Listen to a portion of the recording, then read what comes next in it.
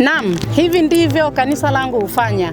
Kwa majina ninaitwa Master Guide Sara Meshak, miongoni mwa Master Guide wanaopatikana katika field yetu ya North Mara Field. Tunamshukuru Mungu tumehitimisha zoezi hili.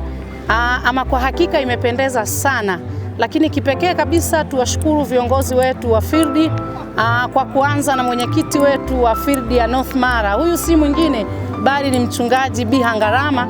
Lakini pia kipekee tumshukuru mchungaji ambaye ni katibu wa North Mara Field, Pastor Baraka Nchama, bila kumsahau Madam Grace ambaye ni mhazini wa field yetu, ambaye hata katika hiki tulichokuwa tunakifanya leo Madam Grace amewajibika na amekuwa chachu kwa vijana. Jamani, mnasemaje? Amen.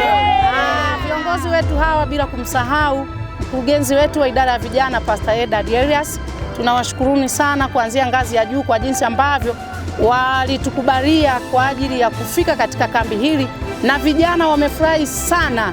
Tumejifunza namna ya kuenenda ulimwenguni. Leo hapa vijana wamevuka vikwazo vingi ambavyo hivi vinawaandaa kwa ajili ya utume. Kwa hiyo tuwashukuru vijana wote ambao wamejumuika. Tulishukuru kanisa na viongozi wetu wa ngazi ya field kwa kutupatia nafasi ya kuwepo mahali hapa. Wito wangu kwa vijana ambao hawajajiunga katika idara hii ya vijana, ninawasihi walioko hapa leo wameona kile ambacho vijana wanafanya katika idara ya vijana. Karibuni tujiunge ili kazi ya Bwana iweze kusonga. Asanteni sana. Bwana wabariki. Amen.